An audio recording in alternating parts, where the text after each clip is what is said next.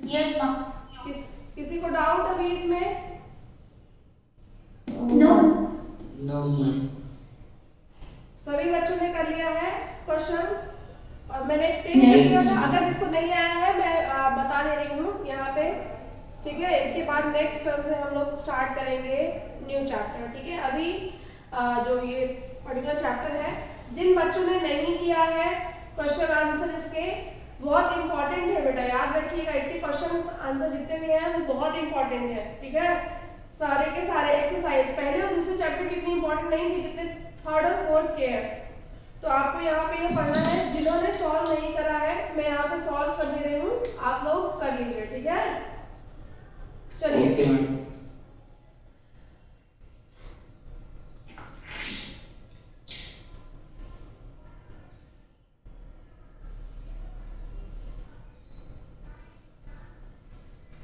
Basically fourth से start करते हैं। पॉलीएटॉमिक आयंस तक तो आप कर लेंगे, ठीक है। फोर्थ से स्टार्ट करते हैं। Magnesium chloride. देखिए मैग्नीशियम क्लोराइड में आप कैसे लिखेंगे? मैग्नीशियम पहले लिखेंगे मैग्नीशियम, फिर लिखेंगे क्लोराइड। तो इधर आप लिखेंगे क्या? इस तरह से आपको सॉल्व करना है। इसके मैं पेन करूंगी।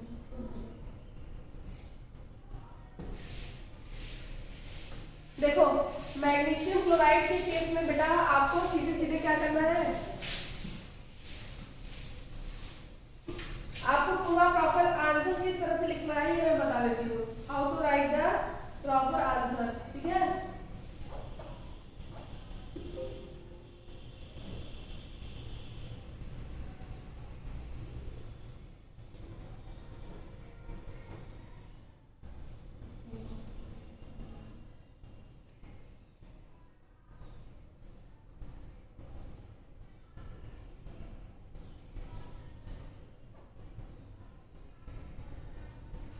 चलिए देखो मैग्नीशियम क्लोराइड के केस में जब हम बात करेंगे तो सबसे पहले we will write about the magnesium and then we will write about the chloride, ठीक है। सबसे पहले हम मैग्नीशियम लिखेंगे, then we will write the chloride. एक एक सॉल्व करके मैं आपको बता देती हूँ। पहला जो है आपका that is the first one, पहला जो है इट इज मैग्नीशियम क्लोराइड। तो पहले आप यहाँ पे लिखेंगे मैग्नीशियम और यहाँ पे लिखेंगे क्लोराइड, ठीक है।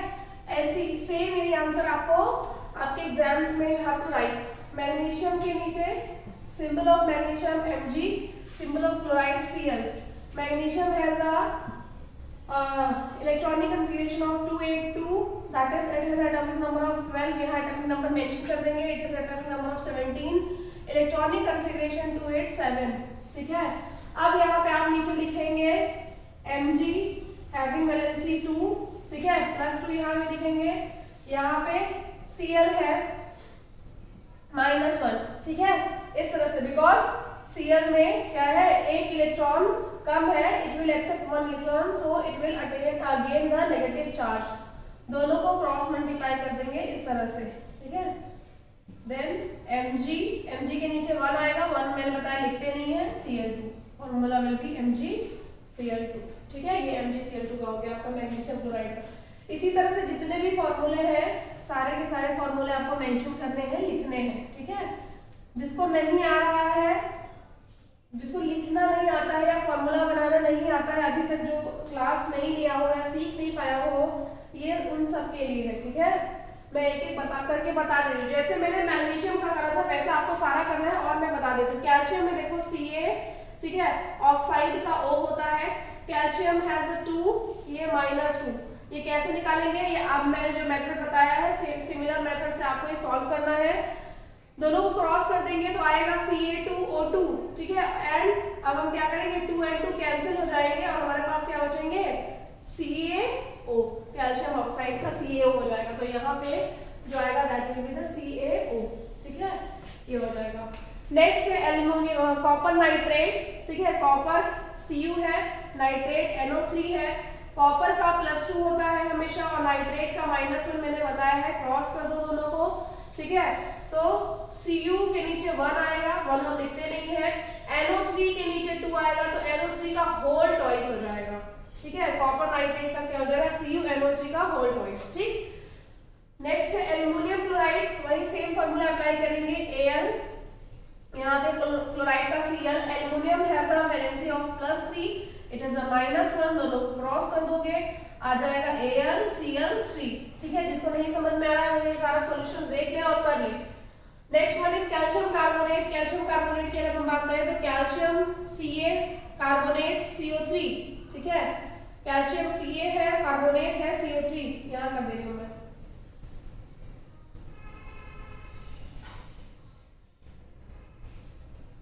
मैम कार्बोनेट की valency -2, carbonate has a valency of -2, जैसे कैल्शियम है और कार्बोनेट है, ठीक है। कैल्शियम हैज अ +2, 282 है तो +2 हो जाएगा, कार्बोनेट का -2 होता है तो दोनों का क्रॉस हो जाएगा, और जब क्रॉस होगा अगर सेम नंबर्स है तो दे विल कैंसिल आउट, ठीक है।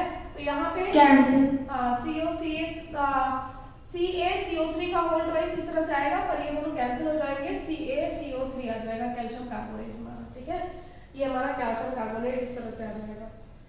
नेक्स्ट है आपका, बस इतना हो गया ना। नेक्स्ट है देखो, give the names of elements present in the following compound. इन सारे कंपाउंड्स में एलिमेंट्स के नाम बताने हैं, ठीक है। ये कंपाउंड्स दिए हुए हैं, इसमें कौन कौन से एलिमेंट्स हैं। क्विकलाइम है, क्विकलाइम हम किसको कहते हैं, कैल्शियम ऑक्साइड, ठीक है। कैल्शियम क्विकलाइम कैल्शियम ऑक्साइड को कहते हैं, that is called the CaO। याद रखना, ये 10th में भी आएगा आपके, क्विकलाइम और स्लेग-लाइम, ठीक है। क्विकलाइम से स्लेग-लाइम में कन्वर्ट होते हैं, तो quicklime is called the calcium oxide, और स्लेग-लाइम SLAKED, स्लेग-लाइम अगर आता है तो it is the calcium hydroxide, ठीक है। दोनों चीजें हैं आपकी। वन इज द, पहला है आपका क्विकलाइम है, अगर वर्ड क्विकलाइम आएगा, ठीक है, क्विकलाइम आता है तो that is the, sorry quicklime आता है तो that is the calcium oxide. और क्विकलाइम को जब हम क्या करते हैं, क्विकलाइम में जब हम H2O मिक्स करते हैं, पानी मिलाते हैं, ठीक है, तो इट चेंज इनटू स्लैग-लाइम, ये स्लैग-लाइम में कन्वर्ट हो जाता है बेटा। स्लैग-लाइम क्या होता है, कैल्शियम हाइड्रोक्साइड होता है, this is the calcium hydroxide, ठीक है। अब इस स्लैग-लाइम को हीट करते हैं तभी हमको कैल्शियम कार्बोनेट मिलता है। स्लैग-लाइम को जब हम हीट करेंगे तो we will get the calcium carbonate, sorry slaked lime जो होता है that is the calcium oxide. Slaked lime को हीट नहीं करेंगे, स्लैग-लाइम का रिएक्शन जब CO2 के साथ होता है तब हमको मिलता है कैल्शियम कार्बोनेट CaCO3। कैसे, देखो नॉर्मल चूना आता है, दिस इज द क्विकलाइम, ये चूना है, आपका H2O के साथ रिएक्शन करता है, जैसे ही आप चूने में पानी मिलाएंगे क्या हो जाएगा, बहुत गरम निकलने लगेगा, बहुत, ये एंडोथर्मिक रिएक्शन होता है। एंडोथर्मिक में हीट इन्वॉल्व होती है, ठीक है, हीट सॉरी एक्सोथर्मिक रिएक्शन है, हीट बाहर निकलेगी, बहुत ज्यादा हीट बाहर निकलेगी इस पर्टिकुलर रिएक्शन में, तुरंत हीट अप हो जाता है सॉल्यूशन। उसके बाद आपको मिलता है कैल्शियम हाइड्रोक्साइड रिजल्ट में। अब उस कैल्शियम हाइड्रोक्साइड को क्या करते हो, आप दीवार पे पेंट कर देते हो ना। जब आप उसमें दीवार में पेंट कर दोगे, व्हाइट वॉशिंग जिसको हम कहते हैं, this is used in white washing. Basically white washing हम कर लेते हैं अपने घरों में, अभी देखो दिवाली का सीजन है, सभी लोग करेंगे, बेसिकली होता है सबके घरों में। अब ये जो कैल्शियम हाइड्रोक्साइड है ये व्हाइट वॉशिंग में यूज होता है। जब इसको हम दीवार पे क्या कर देंगे, कलर कर देंगे या फिर लगा देंगे तो क्या होगा, CO2 का एक्शन होगा इस पे, ठीक है, CO2 एटमॉस्फेयर में है, इस पे CO2 का एक्शन होगा and it will convert into calcium carbonate. और इसी कलर से दीवार जो एकदम चमकने लगती है व्हाइट कलर की, क्योंकि वो marble, basically it converts into marble structure, marble की तरह जो कलर आता है उसमें कन्वर्ट हो जाता है। तो कैल्शियम हाइड्रोक्साइड को हम क्या कहते हैं, स्लैग-लाइम कहते हैं।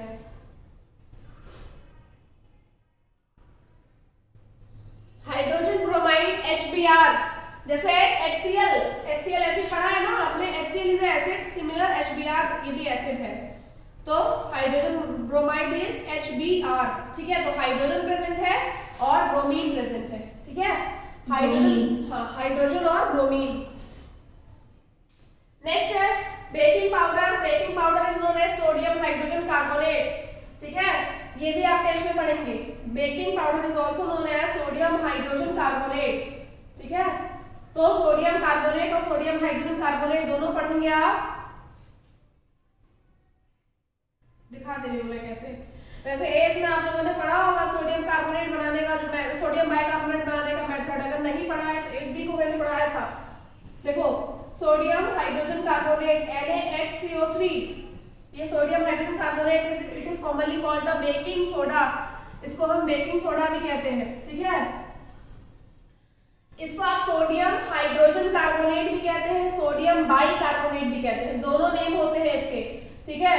It is also called the sodium hydrogen carbonate, ठीक है। इसको हम सोडियम हाइड्रोजन कार्बोनेट भी कह सकते हैं और इसको हम सोडियम बाइकार्बोनेट भी कह सकते हैं, दोनों नाम होते हैं इसके, सोडियम बाइकार्बोनेट, ठीक है। जिन्होंने क्लास 8 में इसका प्रिपरेशन मेथड नहीं पढ़ा था वो देखिए एक बार, कैसे बहुत सिंपल है इसका बनने का मेथड बेटा। हम नमक और पानी NaCl plus H2O, नमक और पानी में अमोनिया NH3, ठीक है, अमोनिया और CO2 मिक्स कर देते हैं, ठीक है।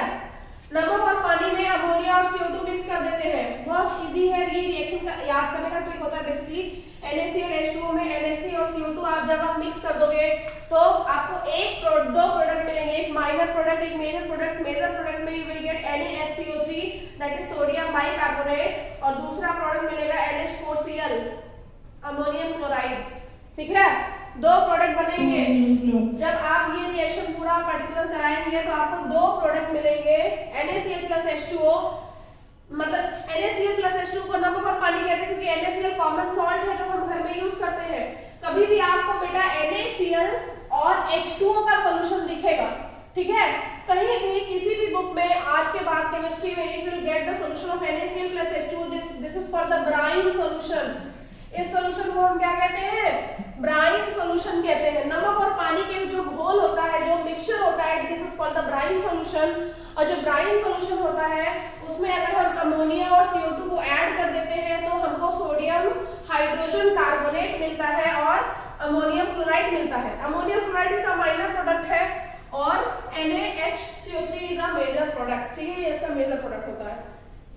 एक चीज और याद रखिए, अब इसी जो हमारा NaHCO3 है ना, सोडियम हाइड्रोजन कार्बोनेट है, इसी को हीट कर दो। हीट कर दोगे तो तुमको सोडियम कार्बोनेट मिल जाएगा, Na2CO3 मिल जाएगा, बहुत इजी है। इसी सोडियम हाइड्रोजन कार्बोनेट को हीट कर दोगे तो Na2CO3 मिल जाएगा, ठीक है।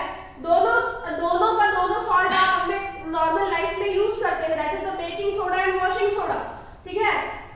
तो देखो हमको प्रोडक्ट में क्या मिला, NaHCO3 मिला, that is sodium hydrogen carbonate मिला। If we will heat this sodium hydrogen carbonate we will get Na2CO3, hydrogen जो है वो रिमूव हो जाएगा वाटर के साथ मिक्स होके, ठीक है। कैसे, अब आप सोचो कैसे वाटर के साथ मिक्स होगा, ठीक है। बहुत सारे मॉलिक्यूल्स इसके रहेंगे, एक मॉलिक्यूल तो रहेगा नहीं, तो बहुत सारे मॉलिक्यूल, तो यहाँ ये जब हीट करेंगे तो जो हाइड्रोजन है ये वाटर के फॉर्म में रिमूव हो जाएगा and we will gate Na2CO3, हमको सोडियम कार्बोनेट मिलेगा।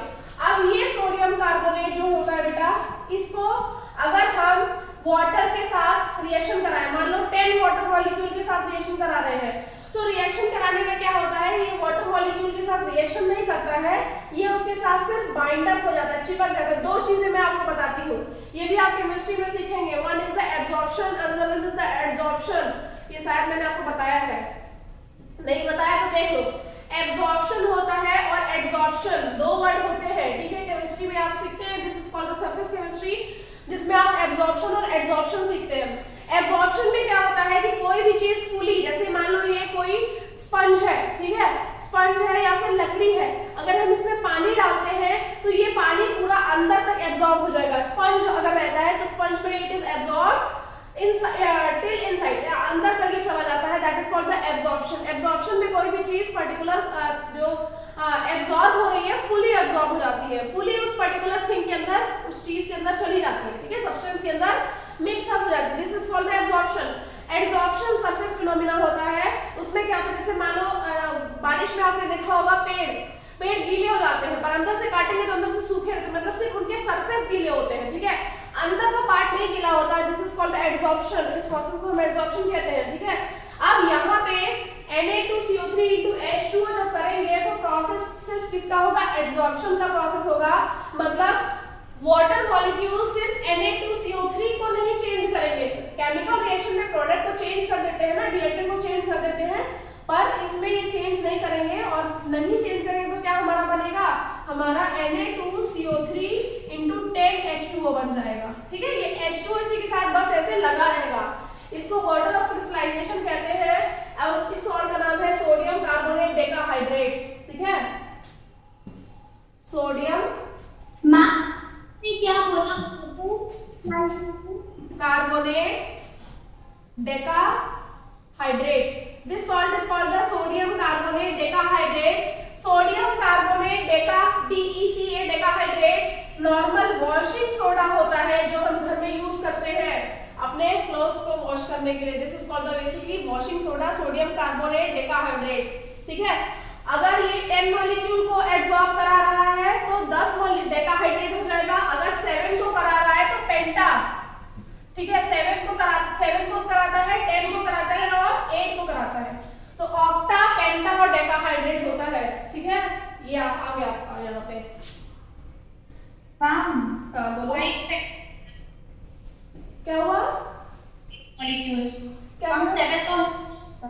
7 को बोल देंगे हम सोडियम कार्बोनेट पेंटाहाइड्रेट। सॉरी, हाँ पेंटा नहीं, 7 को आप बोलते हो सेप्टाहाइड्रेट। ठीक है, 7 is called the septa, 5 is called the penta। 5 को पेंटा कहते हैं, 7 को सेप्टा कहते हैं।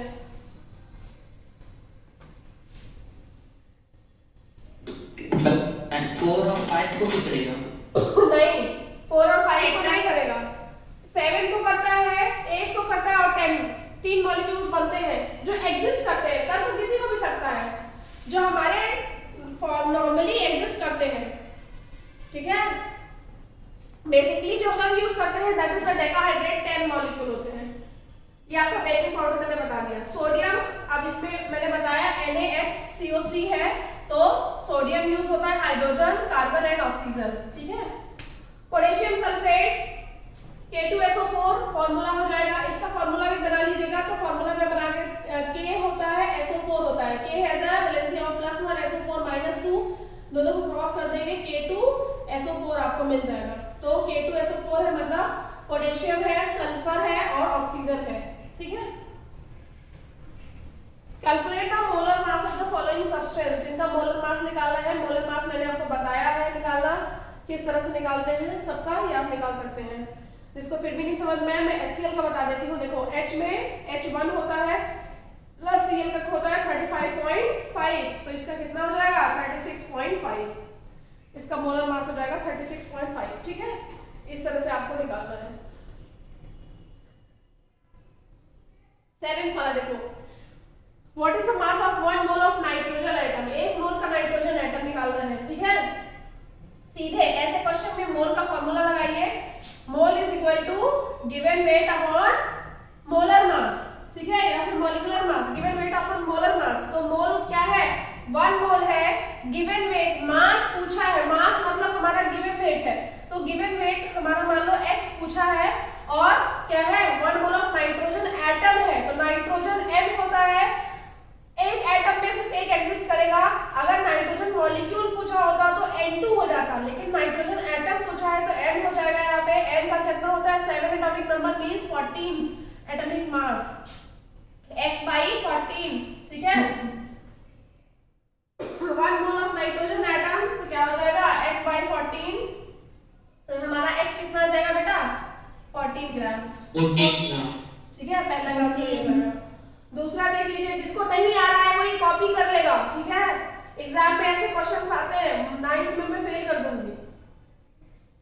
4 moles of aluminium atoms, last year बहुत बच्चों को पास कर दिया था जो अब 10th में फेल होने वाले हैं। इससे बेटर है कि 9th में ही फेल होगी, दोबारा पढ़ना।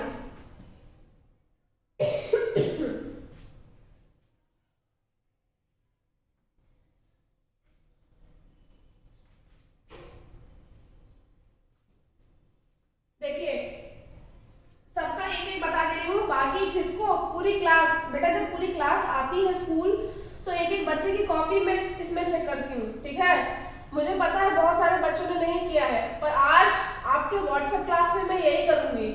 एक एक बच्चे की मुझे कॉपी चाहिए, मैं नेम लिख लूंगी, जिसका नहीं मिलेगा तो फिर उसका मार्क्स कट जाएगा। और ये आपको खुद से करना है, कहीं से छापना नहीं है। जब तक खुद से नहीं करोगे आप नहीं कर पाओगे, क्योंकि एनुअल एग्जाम होगा तो उसमें आपका होल सिलेबस आता है पूरा का पूरा। पूरे के पूरे में पहला दूसरा चैप्टर में नहीं देती हूँ, बहुत सिंपल सा कुछ कुछ क्वेश्चन दे देते हैं। यही तीसरे और चौथे आते हैं जिसमें ये सारे क्वेश्चन आएंगे। अब ये एनसीईआरटी के हैं, अब मैं एनसीईआरटी जरूरी नहीं कि मैं एनसीईआरटी उठा के दे दूं आपको, ठीक है। इसीलिए और भी बुक्स हैं जिसके क्वेश्चन आप सॉल्व करिए, ठीक है। जैसे है एग्जाम आइडिया है और ऑल इन वन है, बहुत सारी बुक्स है, सारी बुक्स का एस चंद है। तो जो भी जिसके पास है वो उसे सॉल्व करना शुरू कर दीजिए, क्योंकि ऐसा नहीं है कि ये क्वेश्चन है तो यही क्वेश्चन दे देंगे एग्जाम में। मैं पहले ही क्लास में बता दे रही हूँ, मैं एनसीईआरटी नहीं देती हूँ एग्जाम में, ठीक है। समझ लो, इस बार एग्जाम होगा तो आप लोग कर लीजिएगा। सेम यही चीज बोर्ड में भी है। बोर्ड में कंसेप्ट आप एनसीईआरटी से पढ़ेंगे, लेकिन क्वेश्चंस आपके बेसिकली होते एनसीईआरटी से हैं, पर बच्चे कंफ्यूज हो जाते हैं। पर यहाँ पे तो अभी 9th में तो मैं नहीं कर सकती, ठीक है। इसीलिए बेटर है जितना प्रैक्टिस करोगे उतना आएगा। इसका बता दिया। सेकंड वाला देखिए, कन्वर्ट इनटू मोल। मोल पे कन्वर्ट करना है। 12 gram of oxygen atom, same वही फार्मूला लगाना है। Mole is equal to given weight upon molar mass, ठीक है। यही फार्मूला लगा दीजिए। 12 gram of oxygen gas, mole निकालना है तो mole is equal to 12 gram of oxygen gas दिया है। और गैस हमेशा डायटोमिक फॉर्म में एग्जिस्ट करती है। O2 गैस होती है ना, O तो गैस होती नहीं है, ठीक है। ऑक्सीजन एटम नहीं दिया है बेटा, ऑक्सीजन गैस दिया है, दैट इज O2। नीचे देखो ऑक्सीजन एटम भी दिया है। यहाँ पे जहाँ पे एटम होगा वहां पे आप एटम करोगे, जहाँ गैस है वहां पे O2 करेंगे। O2 मतलब कितना हो गया हमारा, ऑक्सीजन का होता है 16 और इंटू 2 कर देंगे, दैट इज 32 हो जाएगा। तो m इक्वल टू 12 बाई 32। कितना आएगा इसका आंसर? 0.375 मोल। गुड, रट गया है तुमको ना, क्यों कशिश? कशिश बेटा तुम रटना छोड़ दो, मैथ्स में तभी तुम्हारा कम नंबर आया है।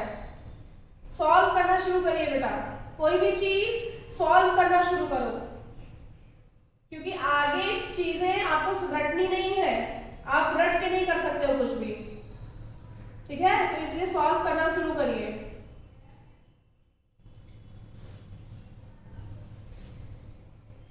कितना आ जाएगा? 3/8 आ जाएगा। तो 3 को हम डिवाइड से 8 से कर देंगे तो जो आंसर आएगा that will be the answer, ठीक है। इस तरह से 20 ग्राम ऑफ वाटर निकालना है तो क्या करेंगे, यहाँ पे देखिए अगर हम जब 20 ग्राम ऑफ वाटर निकालेंगे तो उस केस में ये क्या कर देंगे, देखो 20 ग्राम ऑफ वाटर निकालना है आपको तो बहुत सिंपल है। 20 ग्राम ऑफ वाटर तो H2O का निकालोगे तो क्या हो जाएगा, 1 × 2 + 16 दैट इज 18 आ जाएगा वाटर का। और 20 ग्राम ऑफ वाटर है तो 20/18 हो जाएगा, ठीक है। ये मोल्स में निकालेंगे जब हम m = 20/18 हो जाएगा फ्रेंड। हाँ, बाकी कर लीजिएगा। Next, calculate the number of molecules of sulphur 8 present in the 16 gram of solid sulphur. ये क्वेश्चन बहुत इंपॉर्टेंट है, क्वेश्चन नंबर 11 बहुत इंपॉर्टेंट है। बस हो गया ना। हाँ, इसके अलावा आपका एक और होमवर्क है बेटा, ये सारे क्वेश्चंस जो आपके एग्जाम्पल में दिए हुए हैं ये भी कर लीजिएगा, इसको बिना देखे। जैसे calculate the mass of the following, 0.5 mole of N2 gas, 0.5 mole of N atom, देखो यहाँ पे लिखा हुआ है, ठीक है। ये तीसरा और चौथा 3.011 × 10⁻23 नंबर ऑफ N एटम, ठीक है। और 6.022 × 10⁻23 नंबर ऑफ N2 एटम। ये चारों क्वेश्चंस बिना देखे आपको करने हैं। This is also the homework. WhatsApp class में मैं सारा देखूंगी, कोई भी चीटिंग करके अगर करेगा तो वो एग्जाम में नहीं कर पाएगा और वो एग्जाम में फेल हो जाएगा, ठीक है, याद रखिएगा आप।